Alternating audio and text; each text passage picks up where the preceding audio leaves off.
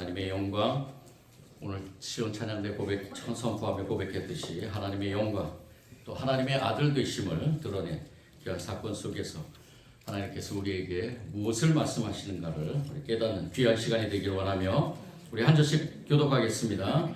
교독할 때 주님의 음성 듣기 원합니다.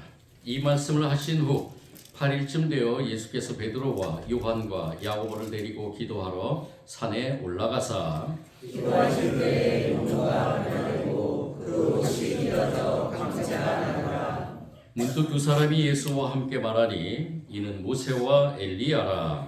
영광 중에 나타나서 장차 예수께서 예루살렘에서 별세하신 것을 말하세. 베드로와 및 함께 있는 자들이 깊이 졸다가 온전히 깨어나 예수의 영광과 및 함께 선 두 사람을 보더니 두 사람이 일어날 때 베드로가 예수께 여짜오되 주여 우리가 여기 있는 것이 좋사오니 우리가 초막셋을 짓되 하나는 주를 위하여 하나는 모세를 위하여 하나는 엘리야를 위하여 사리라 하되 자기가 한 말을 자기도 알지 못하더라. 이 말 할 즈음에 구름이 와서 그들을 덮는지라. 구름 속으로 들어갈 때에 그들이 무서워하더니 구름 속에서 소리가 나서 이르되 이는 나의 아들 곧 택함을 받은 자니 너희는 그의 말을 들으라 하고 소리가 그침에 오직 예수만 보이더라. 제자들이 잠잠하여 그 본 것을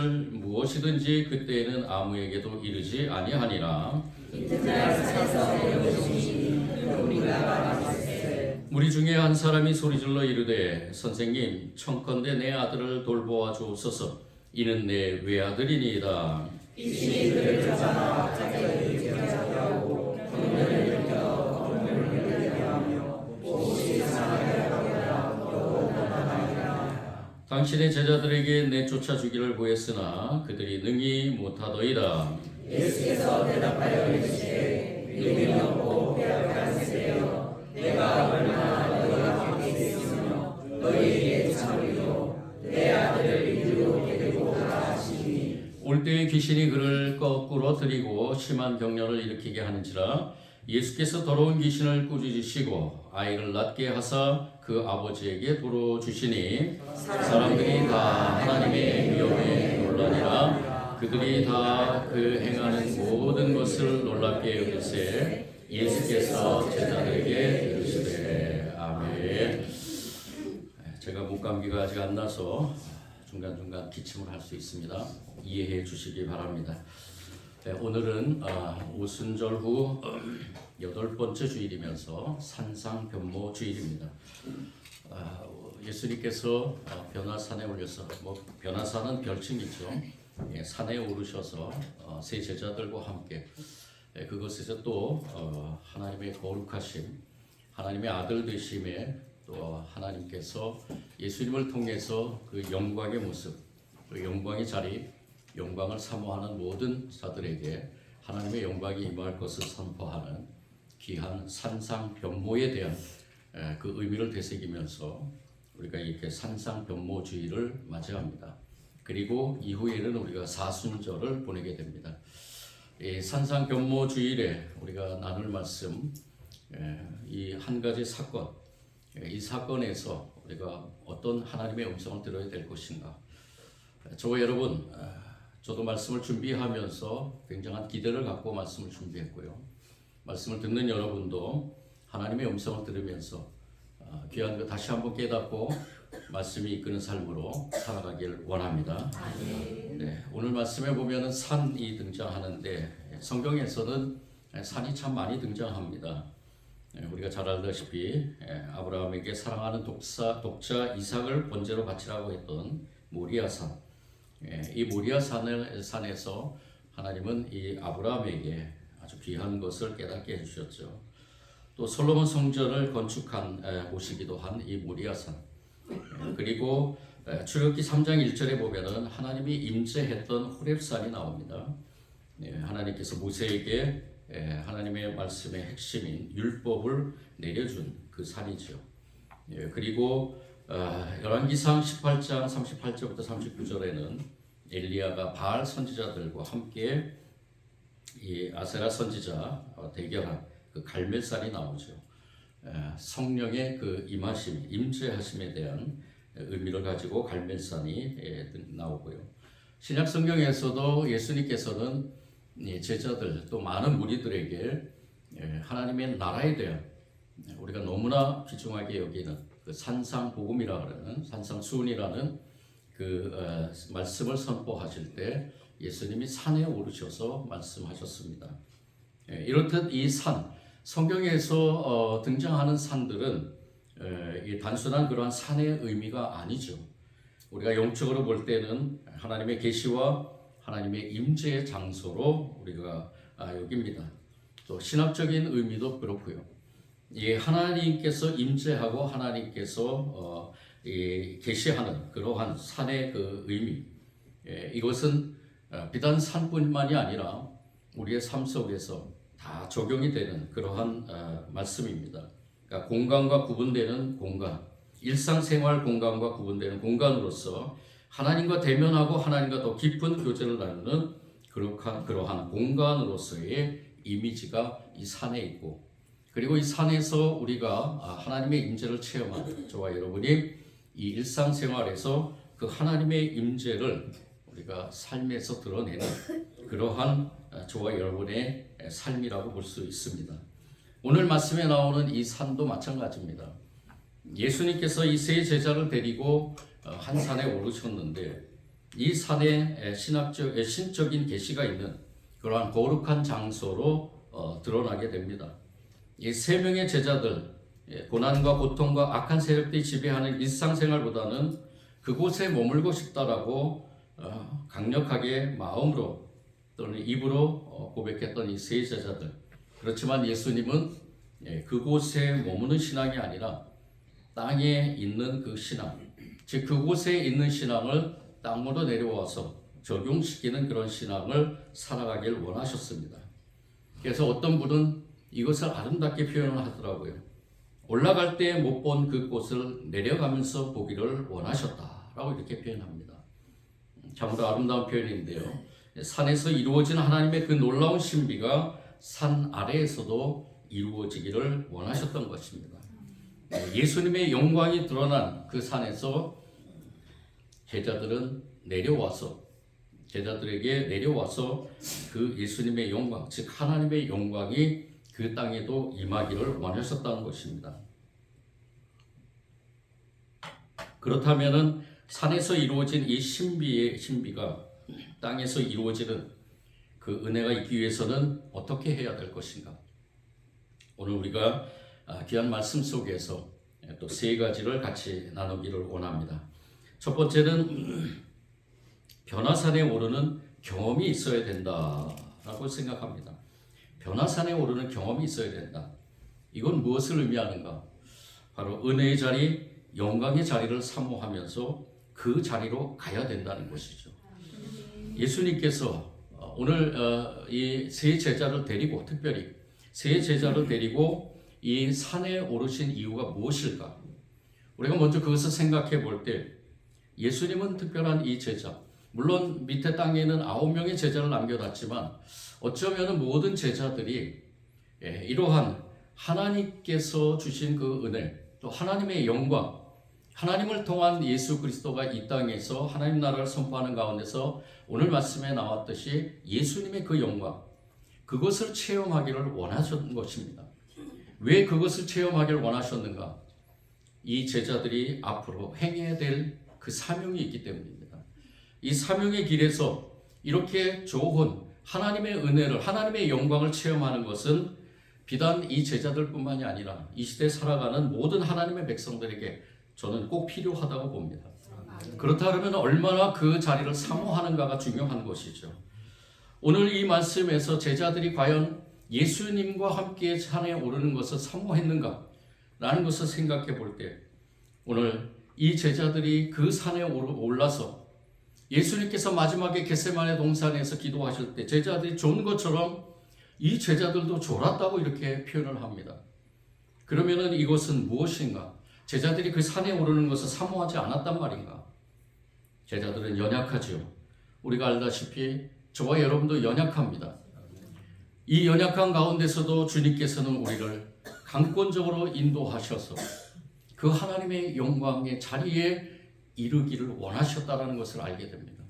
이 제자들, 특별히 3명의 제자들을 선별했지만 예수님의 마음속에는 이 땅에 있는 모든 하나님의 백성들이 하나님의 영광의 자리를 사모하고 그 자리에 임하기를 원한다는 것을 알게 됩니다. 예수님께서는 그 산에 오르셔서 첫 번째 한 일이 무엇이냐? 바로 기도하셨다라고 기록합니다. 기도하실 때 그 예수님의 용모가 변화되고 그 옷이 휘어져서 광채가 났다라고 이렇게 기록합니다. 예수님도 하나님의 은혜, 하나님의 영광의 자리를 사모하는 것을 압니다. 이 예수님은 어떠한 일을 하든지 먼저 하나님 앞에 기도의 자리로 나아갔습니다. 그 기도의 자리는 바로 하나님의 은혜를 간구하는 자리입니다. 하나님의 은혜의 그 자리를 사모한 예수님께서 이 변화산에 오르셔서 가장 먼저 하나님 앞에 기도를 했던 것입니다. 그 기도함으로 인해서 이 예수님의 용모가 이제는 부활하신 예수님, 그리고 하늘 위에 올라가서 하나님과 같이 있는 그 예수님의 모습으로 변화됐던 것이죠. 이러한 용모의 변화는 단지 겉모습의 용모의 변화가 아니라 예수님의 전인격적인 모든 모습이 변화된 것입니다. 새로운 모습이죠. 신적을 갖춘 그러한 성자 예수님의 그 변화된 모습을 나타낸 것입니다. 이 변화된 모습은 바로 예수님께서 하나님의 그 은혜의 자리, 영광의 자리를 사모하는 것이고 제자들과 함께 가서 그 변모된 모습을 통해서 하나님의 그 영광을 드러낸 예수님이라고 볼 수 있습니다. 그렇지만 제자들은 잠을 이기지 못하고 졸다가 깨어서 이 거룩한 그 광경을 보면서 자신들도 황홀경에 빠지며 황홀경에서 깨어나지 못하는 가운데서 이곳에 머물기를 원했지만은 이곳에 머물면서 이 베드로가 얘기한 것처럼 하나는 주님을 위하여, 하나는 모세를 위하여, 하나는 엘리야를 위하여 이 초막 셋을 짓고 여기에 영원토록 머물기를 원한 이 베드로의 말, 오늘 누가는 뭐라고 기록했느냐? 자기가 하는 말을 자기도 알지 못하더라 라고 이렇게 기록합니다. 왜 그랬을까? 이 베드로가 고백한 이 고백이 정말로 이전에 주는 그리스도시여 살아계신 하나님의 아들이십니다라고 고백했던 이 베드로의 믿음이 여기에 담겨 있는 것일까? 베드로는 연약한 가운데서 예수님 앞에서 단지 그 황홀한 그 순간이 영원하도록 자기에게 임하기를 원하는 그러한 마음만을 가지고 이러한 고백을 한 것이라고 볼 수 있습니다. 누가는 이 사건을 통해서 변화산에 오르는 신앙이 얼마나 중요한지를 교훈하고 있습니다. 연약하지만 변화산에 올라서 베드로가 이렇게 고백하고 또 이 베드로뿐만이 아니라 다른 두 제자도 마찬가지로 이 아주 신비한 경험을 한 그러한 경험을 통해서 나중에 어떻게 보면은 성경에는 기록되어 있지 않지만은 제가 생각해 볼 때는 이 세 제자 그리고 다른 모든 제자들도 마찬가지죠. 성령이 임하셨을 때 이러한 경험과 이러한 기억들이 자신들이 행하는 모든 사명의 길에 힘과 능력이 되지 않았나라고 생각했습니다. 이 변화산의 이 놀라운 경험, 이것은 그곳을 사모한 주님께서 제자들을 이끌고 갔기 때문이고 제자들도 연약하지만 그곳에서 놀라운 하나님의 신비의 경험, 하나님의 영광이 임하는 경험, 예수님의 영광이 드러난 그 경험을 통해서 이 제자들도 중요한 자신들의 사명을 감당하는 길에 이것이 힘이 되었다라고 이렇게 볼 수 있습니다. 그렇다면 우리는 과연 하나님의 그 영광의 자리를 사모하고 있는가? 은혜의 자리를 사모하고 있는가? 저와 여러분 산에 오르는 신앙이 되어야 될 것입니다. 아멘. 산에 오르는 신앙. 이 시대에는 성령의 시대라고 합니다. 성령님께서 우리를 인도하십니다. 그것을 저와 여러분은 부인하지 못할 것입니다. 성령님께서 저와 여러분을 인도하시지만 저와 여러분도 우리의 그 하나님께서 주신 그 자유의지의 신앙을 통해서 고백해 나가야 될 것입니다. 성령님 나를 어디로 인도하실 것입니까? 그렇게 물으면서 저와 여러분 이렇게 고백하길 원합니다. 하나님의 은혜의 자리, 하나님의 영광이 임하는 자리를 가기를 원합니다. 그 자리가 어느 자리입니까? 그곳이 어디입니까? 그 시간이 어떤 시간입니까? 우리가 이렇게 물으면서 성령님이 나를 인도하시는 대로 순종하면서 내가 부족하고 연약하지만 제자들처럼 우리는 졸기도 하고 우리는 넘어지기도 하고 깨지기도 하고 많은 부족한 부분이 있지만은 성령님이 인도하시는 대로 가면은 그곳이 하나님의 영광이 임하는 자리, 하나님의 은혜가 있는 자리인 줄 믿습니다. 그 자리에 순종해 나가길 원합니다. 제가 중학교 때부터 새벽 기도를 했습니다. 그 새벽 기도의 자리 너무나 힘들었습니다. 이 아버님과 어머님이 강제적으로, 반강제적으로 무조건 새벽 4시 반이면 깨웠습니다. 뭐 가까운 거리도 아니고요. 그리고 새벽 기도 갔다 오면은 제가 그 면목동에서 신앙생활을 했을 때 그 마무리 고개에 해태상이 있는데 그 해태상까지 뛰어갔다 오라 그랬습니다. 너무너무 힘들었습니다. 싫었습니다. 그런데 왜 부모님이 그렇게 나를 강제적으로 그렇게 새벽 기도를 하게 했을까? 지금 돌이켜 생각해 보면은 그 새벽 기도의 자리, 그때는 너무나 그 힘들고 어려웠지만은 그 새벽 기도의 훈련 속에서 그 기도의 자리가 얼마나 소중한지를 깨닫고 그 기도의 자리에서 이렇게 부족하지만 종의 길을 가는, 목사의 길을 가는데 그래도 이 새벽에 일어나는 그 힘과 능력이 그때에 비롯된 것이 아니었나라고 생각했습니다. 내가 사모하지는 않았지만 하나님께서 나를 이끌어 가신 그 자리, 그 하나님의 임재의 자리, 영광의 자리, 하나님의 그 놀라운 은혜의 자리를 여러분들 사모하시기 바랍니다. 그 자리가 힘들지라도 성령님께서 인도하시면 순종해 가면서 그 자리에 임할 때 저와 여러분에게 놀라운 하나님의 신비의 은혜의 경험이 있을 줄 믿습니다. 두 번째, 산에서 경험한 신비를 이제 살아내는 믿음이 있어야 된다는 것입니다. 이것을 한마디로 요약하면 믿음의 지속성이라고 볼 수 있겠는데요. 오늘 말씀 37절, 38절 우리 같이 한번 더 읽어보겠습니다. 37절과 38절입니다. 시작. 이튿날 산에서 내려오시니 큰 무리가 많았으되 우리 중에 한 사람이 소리질러 이르되 선생님 천국에 내 아들을 돌보아 주옵소서. 이는 내 외아들이니라. 이튿날 산에서 내려오시니 예수님과 세 제자들이 내려왔는데 많은 사람들이 예수님을 맞이하게 됩니다. 그 중에 한 사람이 외치게 되죠. 선생님, 제 아들 병을 고쳐주십시오. 내 아들은 하나밖에 없는 외아들입니다. 악한 영이 사로잡혀서 이 아이가 갑자기 소리를 지릅니다. 이 아이가 경련을 일으키고 입에 거품을 물고 이리 뛰고 저리 뛰고 합니다. 아이에게 상처를 입히며 여관에서 떠나려고 하지 않습니다. 하나밖에 없는 이 아들이 간질병처럼 보이는 이 증상을 보이면서 어려움을 겪고 있는 이 아버지, 이 사람이 예수님 앞에서 얘기했을 때 그 다음에 나오는 말씀이 우리의 시선을 사로잡습니다. 제가 선생님의 제자들에게 쫓아달라고 간청했으나 그들은 할 수 없었습니다. 여기서 이 제자들은 누구를 가르칠까요? 산에 올랐던 3명의 제자들 외에 9명의 제자를 가르치겠죠. 신비의 경험을 하고 내려온 이 세 제자들. 그렇다면 이 9명의 제자들은 신비의 경험을 하지 못했는가? 우리가 나누진 않았지만은 9장 1절의 말씀에 보면은 예수님께서 이 제자들을 파송하실 때 이 제자들에게 어떤 능력을 주셨는가? 병을 고치는 능력, 귀신을 쫓아내는 능력, 신적 권위를 주셨어요. 이것을 경험했습니다. 제자들이 가는 곳마다 병자가 고쳐지고 귀신이 나가고 이 놀라운 신비의 경험을 한 것입니다.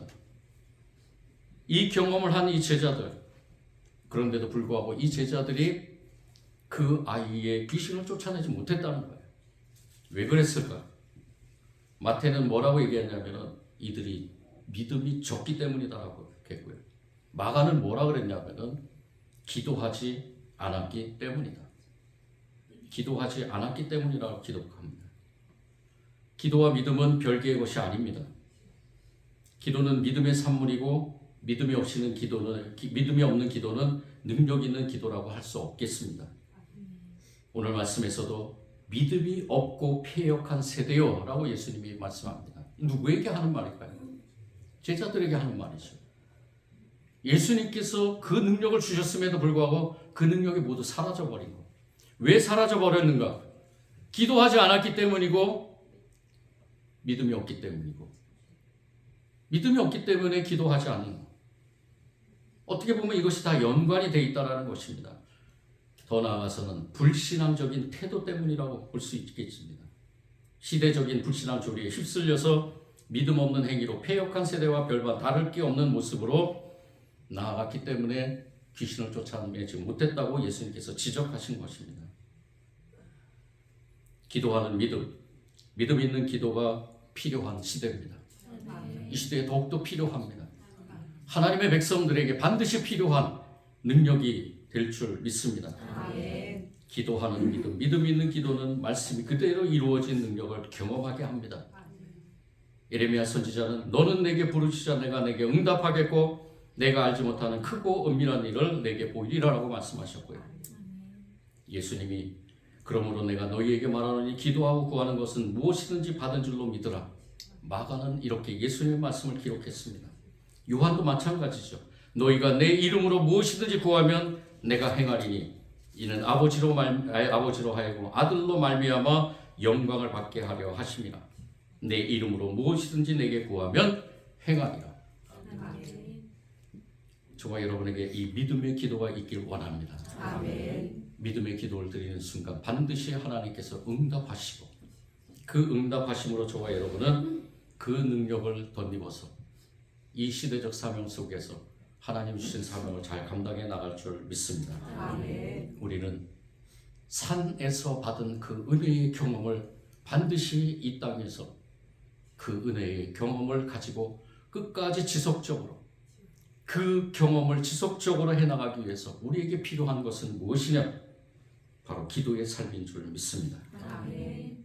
믿음의 기도를 드리는 저와 여러분이 되기를 원하며 마지막 세 번째로 예수님은 하나님의 능력을 소유한 신앙인이 되기를 간절히 소원하는 것을 보게 됩니다. 우리 마지막 43절 말씀입니다. 43절 다 같이 한번 읽어보겠습니다. 시작. 사람들이 다 하나님의 이름을 놀라라.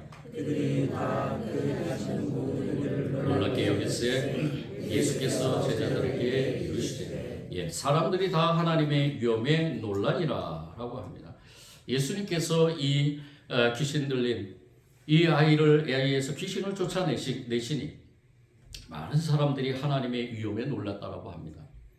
이거는 바로 하나님의 능력에 놀란 것입니다. 이 산 아래는 마치 하나님이 없는 세상의 조작된 그런 조직된 세상이라고 봅니다.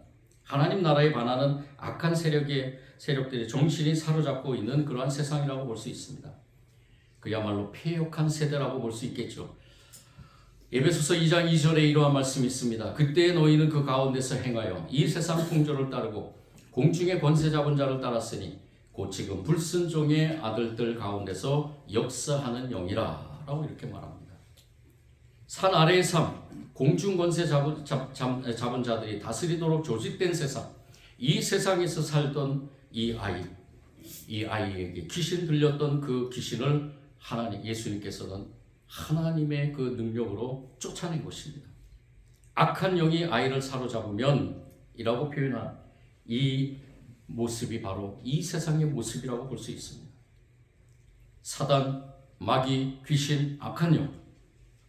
성경에는 이 명칭을 사용하면서 이 세상에 만연해 있는 모든 이 악한 것들, 이 사단이라는 것은 대적하는 자, 방해하는 자라는 의미로 해석합니다.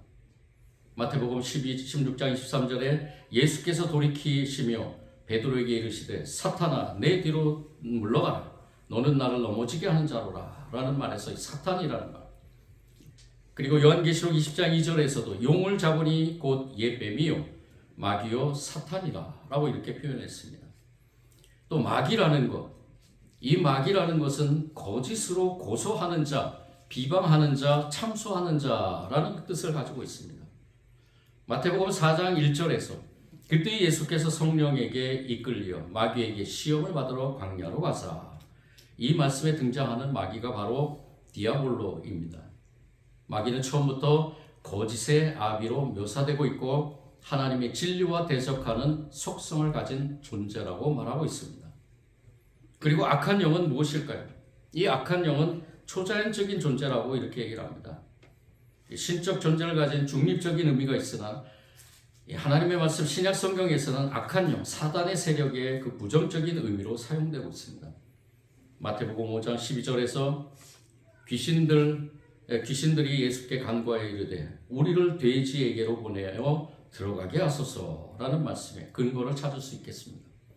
고린도전서 10장 20절에서는 무릇 이방인들이 제사하는 것은 귀신에게 하는 것이요 하나님께 하는 것이 아니니 라는 말씀, 이 말씀에서도 그 예를 찾을 수 있고요. 귀신이라는 것은 무엇일까? 성경에서 이 귀신은 마태복음 8장 28절 34절에 보면 사람의 몸을 지배하는 존재로 표현하고 있습니다. 또한 더러운 귀신, 그 더러운 귀신은 깨끗하지 못한 영을 의미하고 있고요. 마가복음 1장 23절에서 26절에는 회당에서 더러운 귀신 들린 사람이 있어 소리질러 이르래라는 이 말씀에 사용되었고, 누가복음 8장 29절에서는 이는 예수께서 이미 더러운 귀신을 명하여라는 말씀에 사용되었습니다. 이 더러운 귀신은 도덕적이고 영적으로 부정한 존재를 의미하고, 그리고 하나님의 성령과 대비되어 사람을 억압하고 죄로 이끄는 존재를 의미합니다. 이렇게 악한 영과 사단과 많은 그러한 존재들이 있는 이 세상에 이 산 아래의 상황, 이거는 산 위의 상황과는 전혀 다르죠. 산 위에는 하나님의 지극히 영광스러운 모습이 가득하지만 산 아래는 금송아지 우상을 섬겼던 것처럼 귀신들이 우리의 정신을 사로잡고 있는 상황입니다. 온갖 우상과 미신이 지배하고 있습니다. 따라서 산 아래에서의 삶은 하나님의 능력을 소유한 삶이 되어야 우리가 이 세상에서, 이 땅에서 승리할 수 있게 되는 것입니다. 아멘. 하나님께서 주신 능력으로 귀신을 쫓아내고 치유와 회복을 선포하는 그 능력이 저와 여러분에게 임하기를 원합니다. 아멘. 이 능력, 이 힘은 바로 초자연적인 능력입니다.